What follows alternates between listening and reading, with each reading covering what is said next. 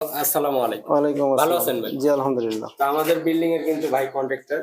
তো এই যে ভাই আমি দেখছি অন্যান্য জায়গায় আ আ ২ ইঞ্চি ২.৫ ইঞ্চি ক্লাম দেয়। দিয়া গ্রুপ করে তারপরে দেয়। তো জি। আপনি এখানে যে এই যে কলম তো কাটেনি নাই। হ্যাঁ। এই ফ্ল্যাট বার দিছেন। কিন্তু এখানে কিভাবে আটকাবেন? আপনি ছিদ্র থাকলে স্ক্রু দিয়ে ড্রিল করে দেওয়া যায়।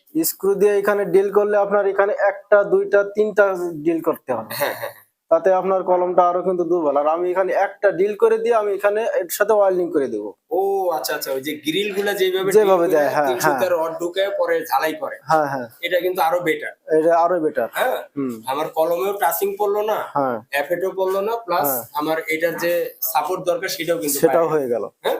জি। এই পাশেও দিছেন প্লাস এই পাশেও দিছেন। এপাশেও দিছি। এল সিস্টেম করে। এল সিস্টেম করে। একটা ক্লাম। আমার এদিকে সাপোর্টটাও নিব, আবার এদিকে সাপোর্টটাও নিব। আচ্ছা, আচ্ছা। তো দোনোটা। এই দোনো পাশেই কিন্তু দেওয়া হইছে।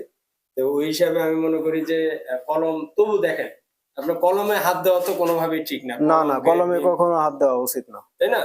কলমে হাত দেওয়া মানে যখন এখানে একটা গ্রুপ কাটবেন, জি। গ্রুপটা কাটা মাত্র আপনি এখানে হয়তো অল্প ১ ইঞ্চি গ্রুপ কাটলেন। হ্যাঁ, কিন্তু ওইখানে আরো অন্তত ৩ থেকে ৬ ইঞ্চি জায়গায় ইনফেকশন তৈরি হয়ে যায়। তৈরি।